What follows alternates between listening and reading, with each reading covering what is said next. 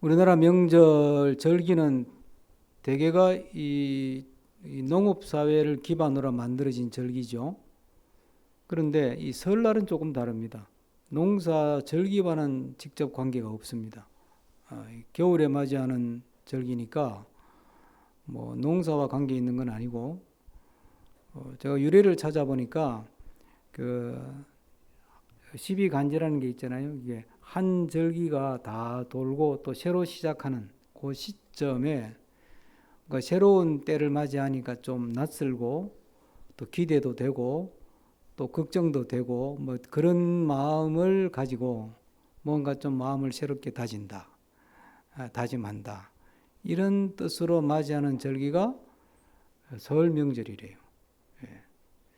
그래서 이제 풍습으로는 뭐 조상에게 제를 지내고 어른들께 세배를 하면서 새해를 한 해를 맞이하는 그런 풍습을 가졌는데, 그런데 제가 그 기독교 학교에서 쓰는 종교 교과서를 오래전에 그 의뢰를 받아서 집필한 적이 있는데, 그때 제가 공부를 해보니까 집필을 위해서 조상을 기리면서 제사하는 풍습은 고대로부터 내려온 건 아니에요. 고대로부터 내려온 건 아니고 유교가 들어오면서 이제 그게 우리나라의 풍습으로 자리를 잡았거든요. 그런데 이 설 명절에 대한 유래를 찾아보면 삼국시대부터 있어요, 기록이. 그러니까 그건 뭐 조선시대보다는 한참 옛날이잖아요. 그러니까 아마 조상께 제를 지내는 건 후대에 아마 그게 첨가가 된 것 같고, 고대에는 이제 한 주기가 끝나면서 새로운 주기를 맞으면서 뭔가 마음을 좀 다진다, 아마 이런 뜻이 강한 것 같아요. 그래서 제가 생각을 해봤어. 그럼 우리는 어떤 다짐을 새롭게 해야 되나? 금년에는 열심히 저금해서 돈 많이 모으자, 뭐 그런 다짐, 금년에는 3kg 뺀다, 뭐 이런 다짐, 뭐 다 필요하고 생활에 좋은 것인데, 하나님을 믿는 사람으로서 절기를 맞으면서 어떤 다짐을 해야 되나, 그런 생각을 하다가 이제 본문을 보니까, 이 10가지 재앙이라고 하는 것이 우리에게 새로운 다짐을 하게 만드는 본문이 되는구나, 이런 생각을 했어요.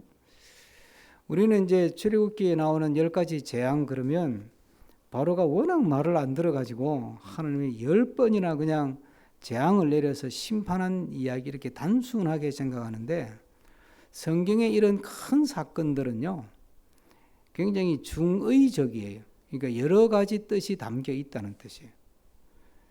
오늘 본문에도 잘 좀 이따가 살펴보겠지만, 이 10가지 재앙이라는 게 단지 말 안 듣는 바로를 혼내고 이스라엘 백성을 구원하기 위한 하나님의 기적 같은 역사, 이렇게 단순한 이야기가 아니라는 거예요. 이제 우리는 그 주일학교 때 들었던 이야기가 워낙 강렬하잖아요. 열 재앙 그러면 워낙 강렬하니까 못된 바로가 하나님께 혼났고, 그래서 이스라엘 백성이 해방을 얻었다, 그 결정적인 사건이 10가지 재앙이다, 이러다 보니까 그게 머리에 확 박혀가지고, 그렇게 우리가 성경을 읽으면 이 10가지 재앙 속에 있는 여러 가지 중요한 어떤 뜻, 그 교훈, 의미를 놓쳐버리는 거예요. 오늘 본문을 잘 보세요.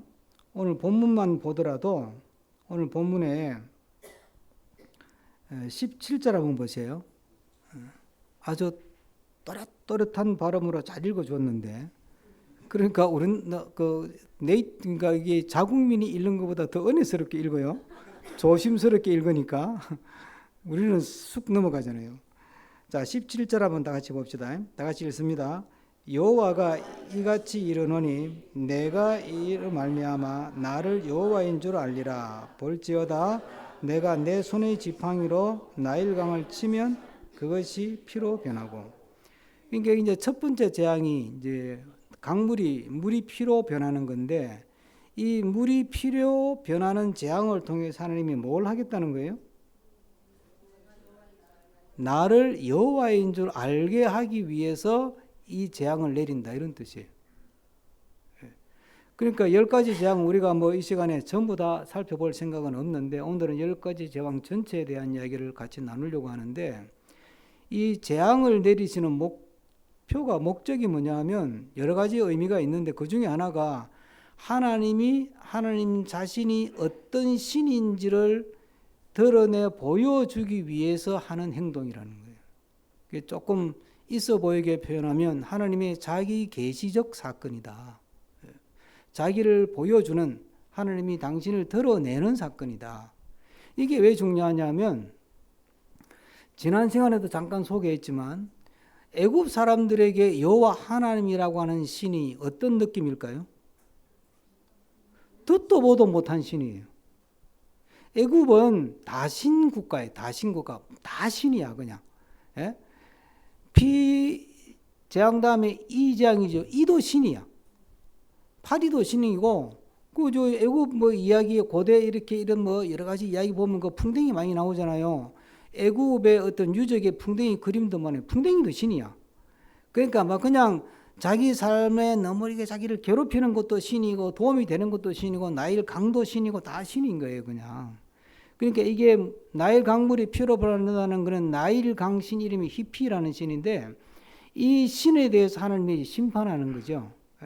그런 거니까 중요한 거는 이게 하나님이 기적을 행했다 이게 중요한 게 아니고 이런 사건을 통해서 하나님이 뭘 하려고 하신다고요? 내가 어떤 신인지를 이제 맛을 보여주는 거예요. 하나님 자신을 계시하는 거지. 그러니까 이게 참 놀라운 거예요. 그러니까 이제 그 당시에 그 신이라는 게 신이 인간 세계를 찾아와서 인간에게 나 이런 신이 하고 보여주는 신은 없어요. 그래서 기독교 신앙을 계시의 신앙, 계시의 종교라고 하는 거거든요. 그러니까 우리가 믿는 하나님은 사람이 찾아가서 찾아낸 하나님이 아니고 하나님이 찾아와서 믿게 되는 하나님이에요. 그런데 그 당시만 하더라도 애굽 사람들의 머릿속에 그런 신 이름이 수없이 많은데 다 신 국가니까 여호와라는 신은 뜻도 보도 못한 신이야. 그럼 누군데 그게? 이게 그 모세도 3장에 보면 하나님은 이제 가시떨기 나무 불꽃 가운데 만나잖아요. 그 어떤 아우라에 확 압도가 돼가지고 신발 벗고 머리를 조아리고 절까지 한다고요. 그런데도 누군지도 모르고 절을 하는 거야 모세도. 그리고 이런저런 이야기를 하다가 이제 묻는 거지. 그럼 누구셔요? 그 모세가 묻는 질문이 나오잖아요. 출애굽기 3장 18절에 뭐라 그래요? 하나님 성함이 어떻게 되세요? 하나님 이름을 묻는 거야. 그러니까 이 무슨 이상하고 좀 뭔가 압도적인 신은 신인데 누군지는 모르겠고 그리고 말을 자꾸 거니까 그러면 내가 가서 우리 그 유대인들한테 가서 내가 당신들을 신이 구원한다고 나를 대리자로 보냈다고 말을 하라고 그러는데 그럼 어떤 신이라고 이야기를 해야 돼요? 이게 모세도 몰랐다는 이야기예요. 그때 하나님이 내 이름은 여호와다 이렇게 가르쳐 주잖아요. 그래 이제 모세가 그 계시를 받고 가기 싫지만 코가 끼어가지고 바로를 찾아가잖아요. 바로한테 가가지고 내가 광야에서 만난 여호와라고 하는 신이 이 이스라엘 백성 히브리인들을 보내라고 한다. 그랬더니 그때 바로가 뭐라 그래요? 여호와가 누구 간대 그래요. 여호와가 누군데? 여호와? 뭐야? 무슨 신이야 그거? 처음 듣는 이름인데? 이렇게 돼버리는 거지. 그러니까 우리가 볼 때는 여호와 하나님은 창조자 하나님이고 역사를 지배하고 다스리시는 하나님이고 내 생의 주인이 되시는 하나님이고 다 알지만 우리 시각으로 보면 안 되고 바로의 입장에서나 애굽 사람의 입장에서나 모세의 입장에서는 듣도 보도 못한 신 이름이에요. 듣도 보도 못한 신. 그러니까 이제 하나님이 그래 그러면 내가 어떤 신인지 한번 보여주지. 이게 10가지 재앙이에요. 그러니까 하나님은 우리에게 하나님을 막 이렇게 보여주고 드러내고 싶어 하는 신이라는 거예요. 그럼 우리가 하나님을 믿는다고 할 때 우리의 관심은 어디에 가야 돼요? 하나님은 어떤 신인가?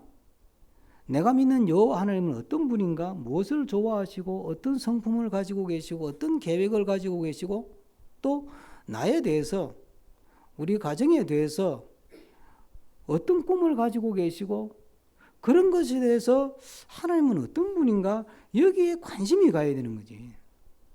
그런데 우리는 그것보다는 어디에 관심이 있냐면 하나님이 행하시는 능력에 관심이 많아요. 이걸 좀 적나라하게 표현하면 제사에는 관심 없고 어디에만 관심이 있다고요? 제법에만 정신이 팔린 거가 똑같은 거야.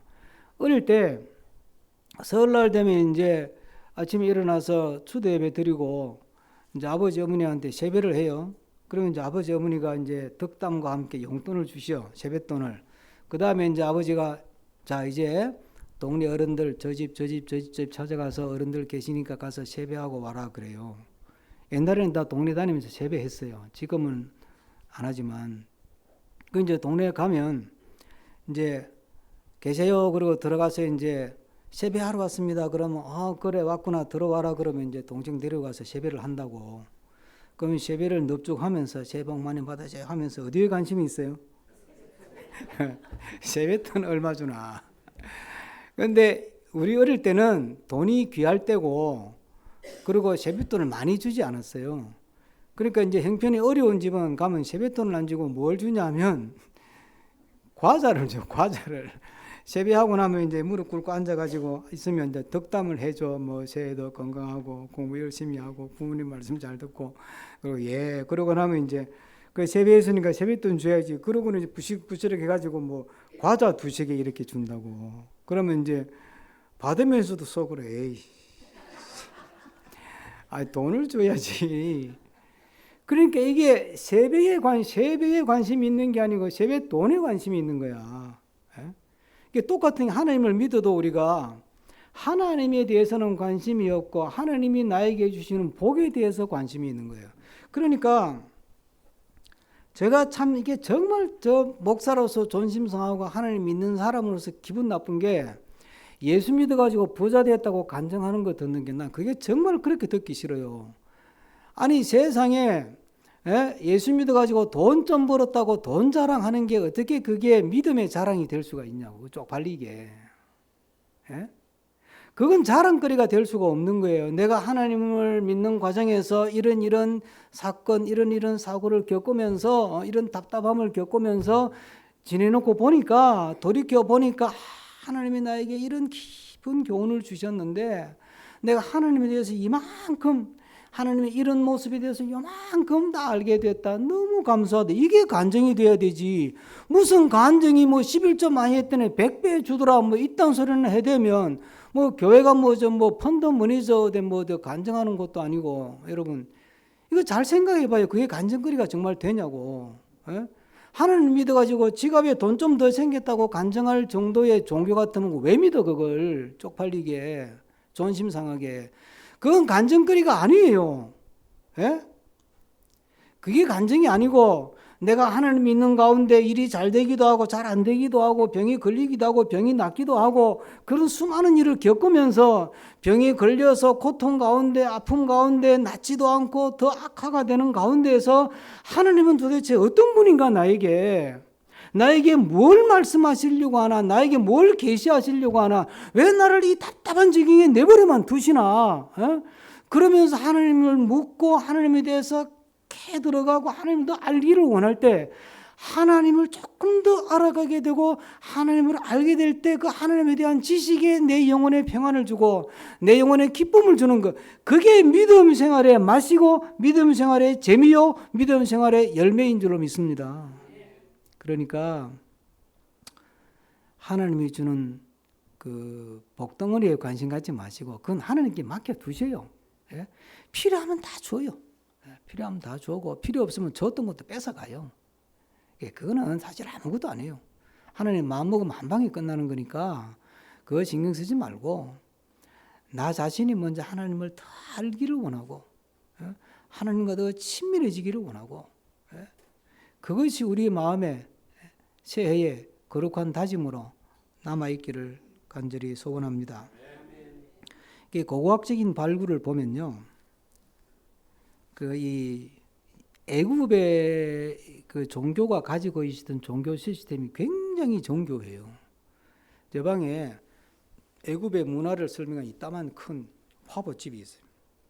자, 애국 공부한다고 몇 년 전에 산 건데 어저께 다시 한번 끄집어내서 봤는데 뭐 사진을 워낙 잘 찍는 사람들이 찍어서 그렇겠지만 미이라 뭐 이런 피라미드 이런데 이렇게 또 그렇게 그림들이 있잖아요. 그걸 어떤 거는 확대해서 찍고 선명하게 찍은 사진들을 보면 현대인들이 돌에다가 조각을 해도 저렇게 정교하게 조각하기가 어려울 정도로 정말 조각이 정교하고요. 굉장히 화려해요. 그런데 그게 전부 다 이야기거든요. 그 사람들의 글자가 막 그림으로 이렇게 글자 쓰는 거잖아요. 그 이야기거든. 그 이야기가 전부 다 종교적인 이야기예요. 왜냐하면 이 애굽 사람들이 이 사후 세계에 대해서 관심이 아주 많았어요.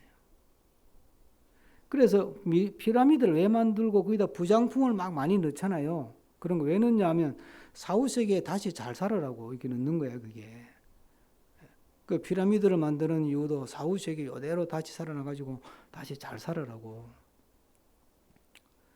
그러니까 사후 세계에 관심이 굉장히 많은 거예요. 그런데 인간의 한계로 사후 세계를 죽음이라는 문제를 어떻게 해볼 수가 없거든.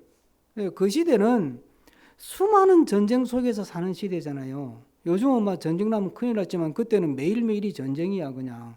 전쟁이 산업이라니까, 산업. 제가 이 대목 나올 때마다 누누이 강조하는 것 중에 하나가 구약 성경을 이해하는데 결정적으로 중요한 원칙 중에 하나가 그 시대는 전쟁이 하나의 국가 산업이었어요. 그러니까 백성들은 죽어나는 거야. 전쟁을 해야 나라가 유지가 되고 백성들은 전쟁에 불려가가지고 전쟁을 치러야 되니까 백성은 죽어나는 거예요.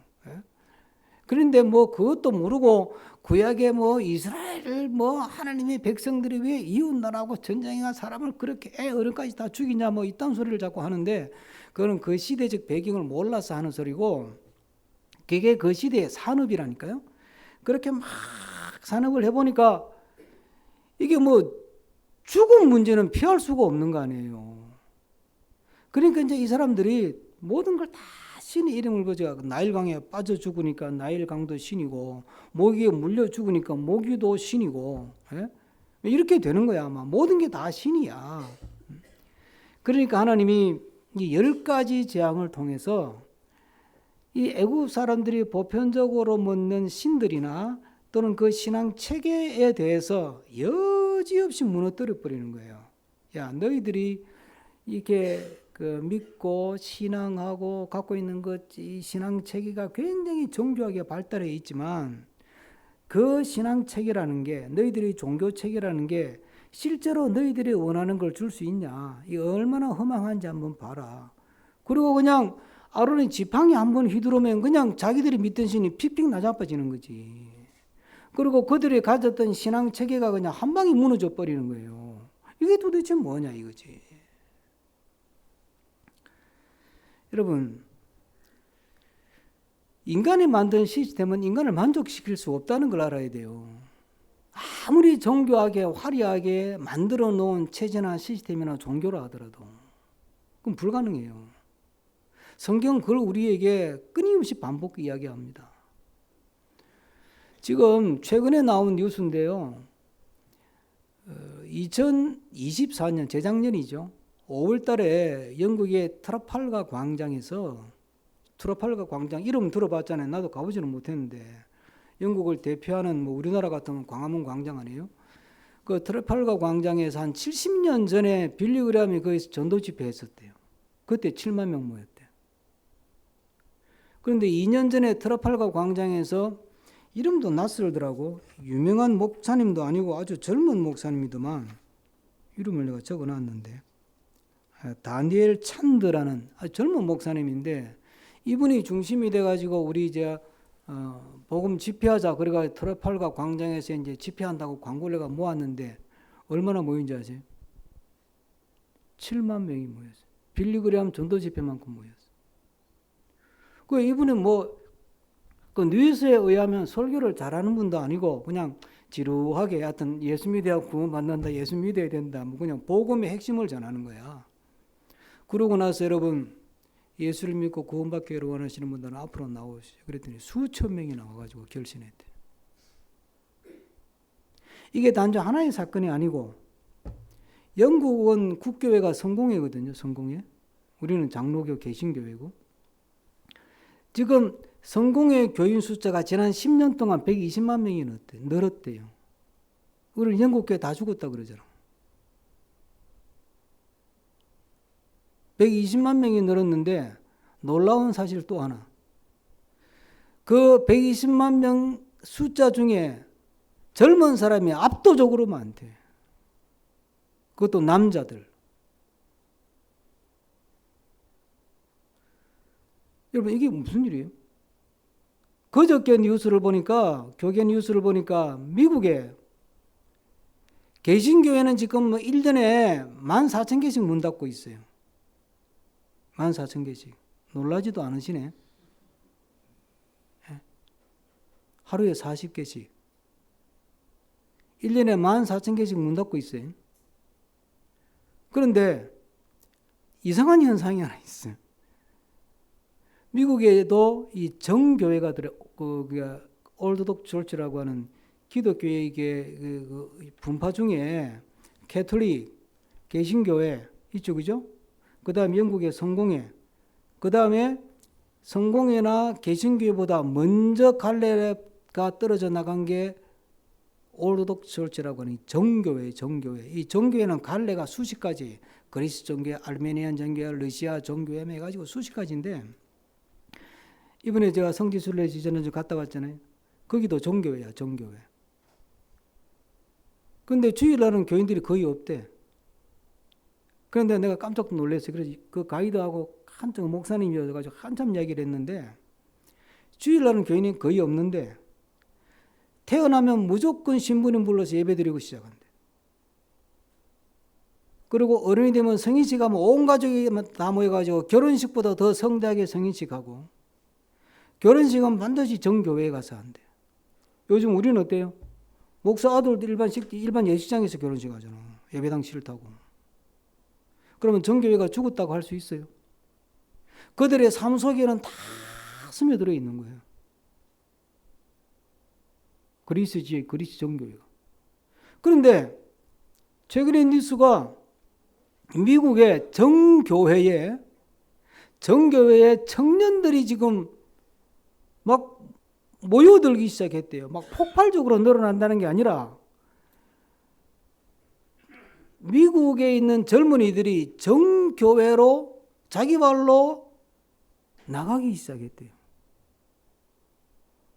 이해가 안 되는 거는 개신교는 그동안 어쨌든지 젊은 아이들 비유에 맞추려고 설교도 짧게 하고, 찬양 많이 하고, 찬양도 그냥 아이들이 좋아하는 코드 넣어가지고 반복적으로 감성적으로 막 그래가 눈물 짜게 만들고, 의자도 편하게 만들고, 입구에는 그냥 호텔 로비처럼, 백화점 로비처럼 휘황찬란하게 만들어가지고 커피도 마음대로 먹게 만들고, 예배당 들어갈 때 커피 잔도 들어가면서 다리 꼬고 앉아가지고 커피 마시면서 설교 듣게 만들고, 설교는 토크쇼 비슷하게 하고, 그래도 지금 젊은이들이 막 빠져나가는데, 정교회는 기본 예배가 2시간이요.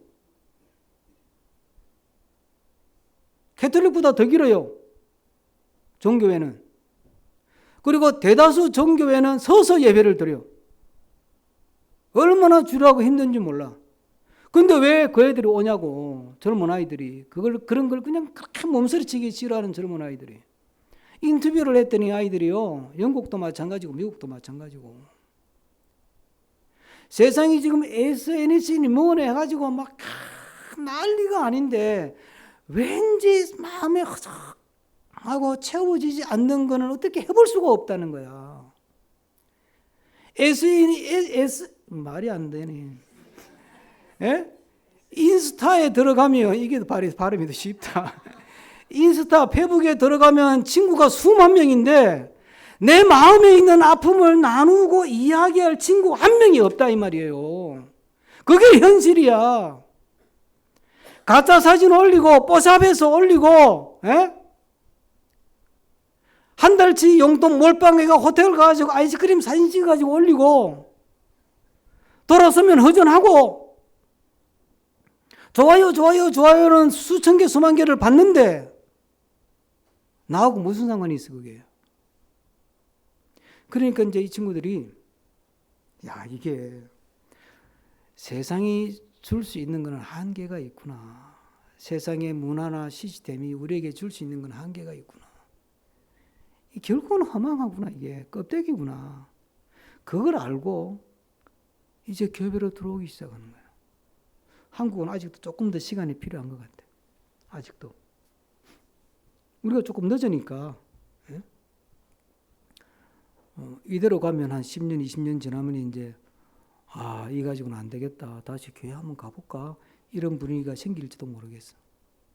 중요한 건 인간의 프로그램이나 그게 아니라 성령께서 새롭게 일하시면 그런 일이 일어난다는 거예요.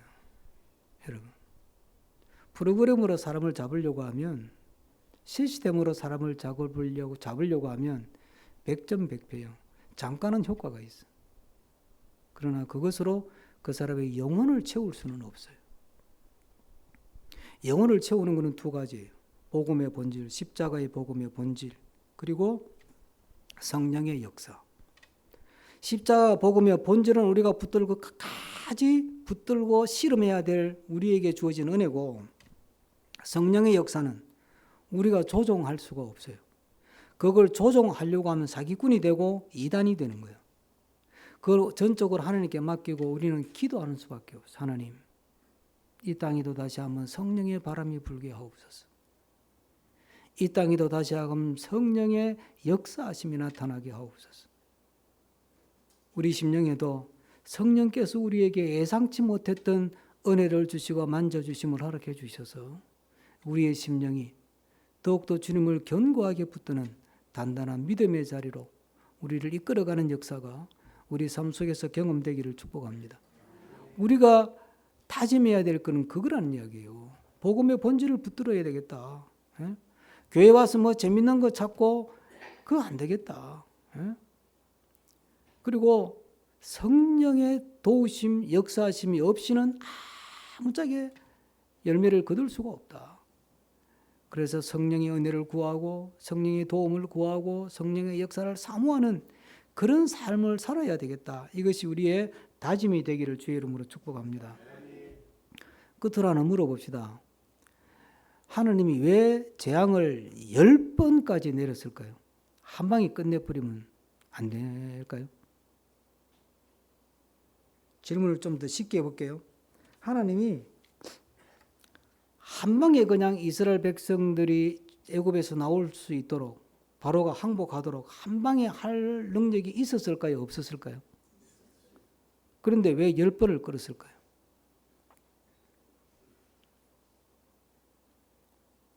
이게 출애굽 역사에서 10가지 재앙을 묵상할 때 가장 궁금한 질문이에요. 열 재앙으로 설교하는 목사님들이 누구나 가지는 질문이고 성경 공부를 하는 사람들이라면 누구나 가지는 질문일 수 있어요. 그래서 해석도 그만큼 분분해요. 근데 분명한 거는 하나님이 한 방에 바로의 무릎을 팍 꿇을 수 있는데도 불구하고 10번까지 봐주었다는 거지. 그러니까 바로는 결국 뭐예요? 한 번만 맞아도 될 매를 지가 매를 벌어가지고 10번의 매를 맞았다 이 말이에요. 네? 처음에 매를 맞을 필요도 없고, 여러분 재앙은 나일 강물이 피로 변하는 피재앙부터 피, 개, 이, 파 이렇게 가는데 그 앞에 뭐가 있었어요? 지난주 제가 그 설교했잖아요. 지팡이가 뱀으로 변하는 거예요. 그리고 애굽의 술객들이 또 지팡이로 탁 뱀을 만들었을 때 아론의 지팡이가 애굽의 지팡이 뱀을 다 잡아먹었잖아요. 거기까지 딱 보고 이거는 우리하고 급이 다르구나. 알아서 기자. 이랬으면 매를 안 맞은 거야. 10재앙까지 갈 것도 없어. 첫 번째 재앙까지도 갈 것도 없다고. 그런데 바로가 하여튼 매를 버는 인생이야. 그걸 보면 어떻게 보면 아느냐 하면 처음에는 깐죽깐죽하다가 이게 또 사실 중요한 묵상 포인트인데 두 번째까지는 개구리 재앙까지는요 애국 술객들도 그 요술을 부려요. 그런데 이부터는 못 부려. 그러니까 웬만한 요술은 사탄 마귀도 다 한다는 이 말이에요. 예? 아니 무당도 병 고치잖아요. 무당도 귀신 쫓고 다 한다니까. 그러니까 뭐 병 고쳤다, 뭐 귀신 쫓았다, 그걸 너무 그렇게 의미 부여하지 마세요. 그건 중요한 게 아니에요. 그러니까 이 10가지 재앙까지 이렇게 쭉 하나님께서 끌고 가는 거는 하나님 입장에서는 10번까지 봐주는 거지. 10번까지 기다려주는 거고. 근데 바로는 처음에는 깐죽깐죽 하다가 뒤에는 이제 센거 맞잖아요. 이제 피, 개구리, 이, 파리부터 손 들어요. 예? 손 들고 이제 그럼 가라 그래요. 가라 그랬다가 재앙이 사라지면 또 안 돼 그래요. 이게 뭔 소리예요? 세게 때리니까 아이고 하나님 잘못했습니다. 용서해 주세요. 다시는 안 그러겠습니다. 그러놓고 이제 문제가 해결되려면 또 사고 치는 거야.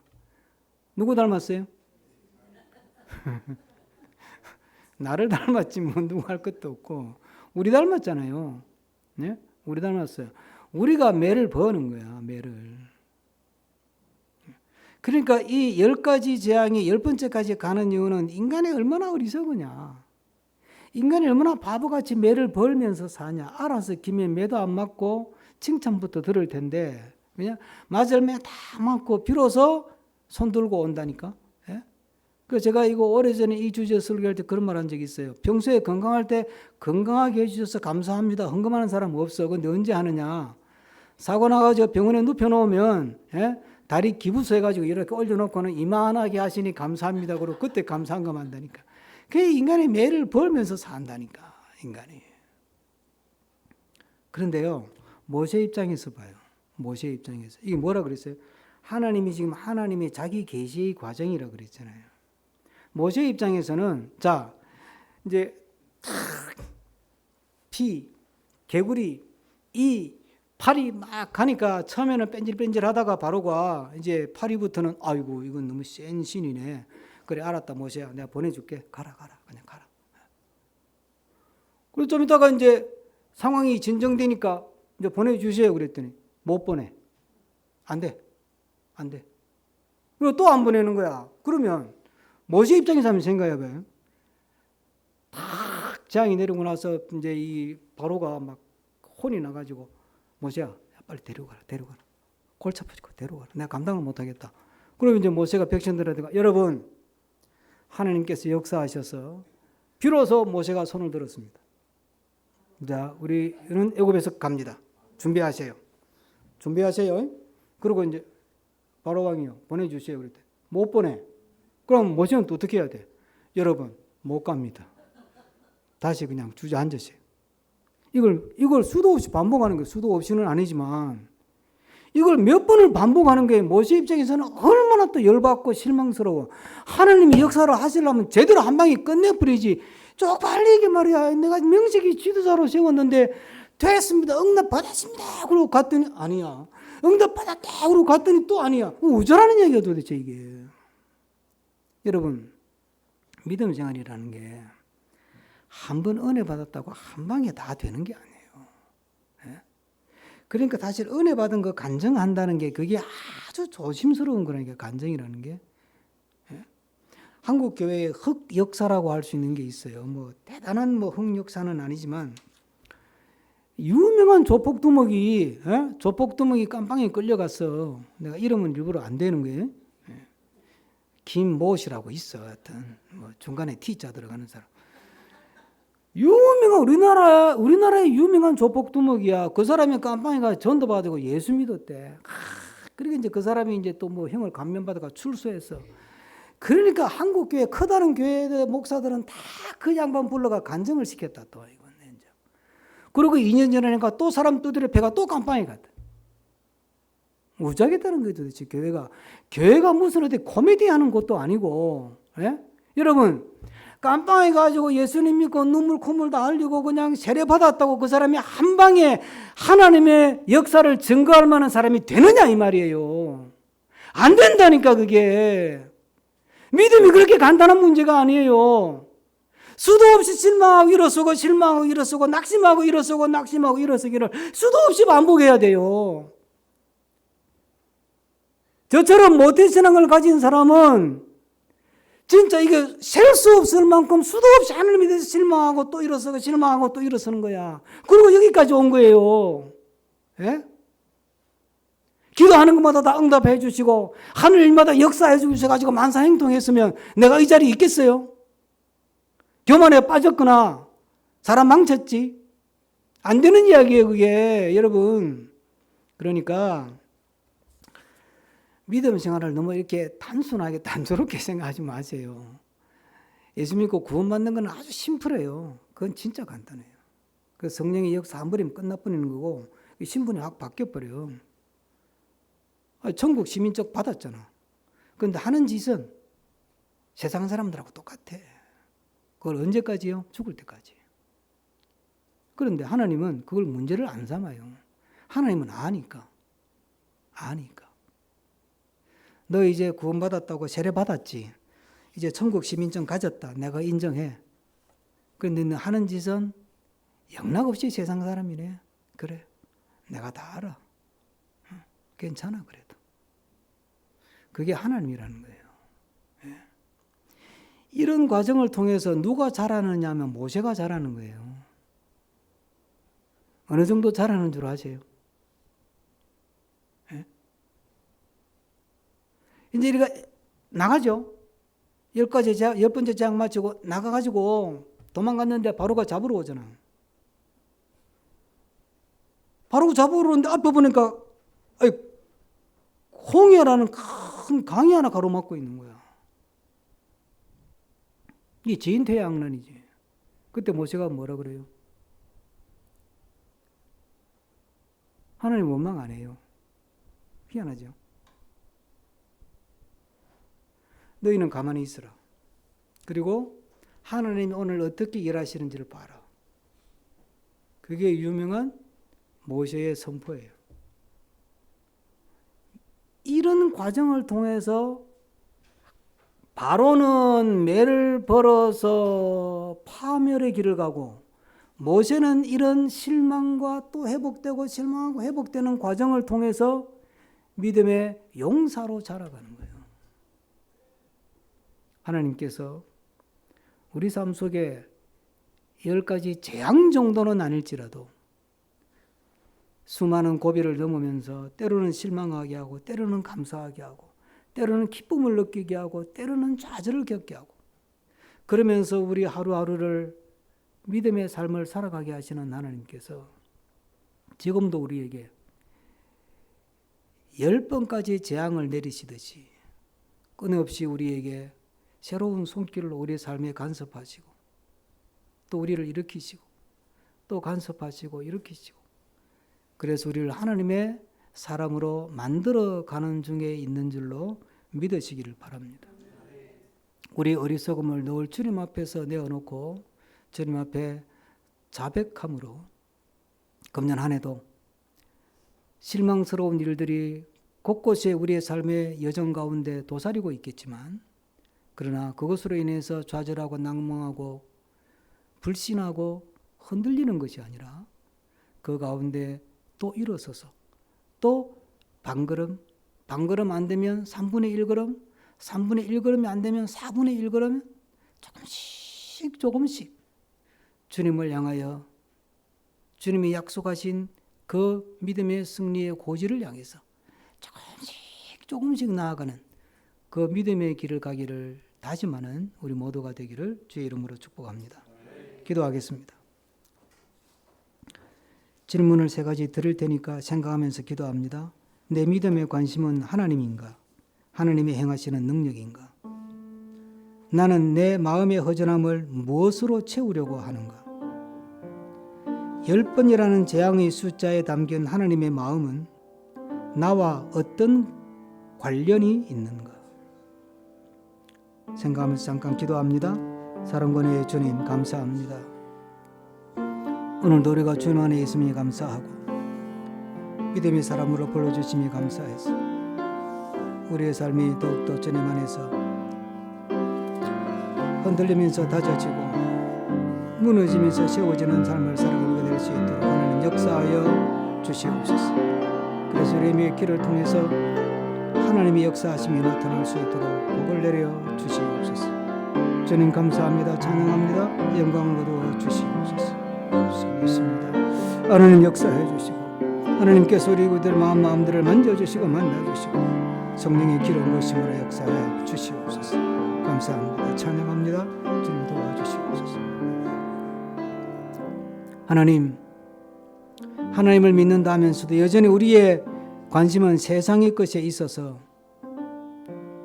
하나님이 나에게 세상의 것을 얼마나 많이 주시나 늘 하나님이 주시는 복에 관심을 가졌던 우리 믿음이 이제부터는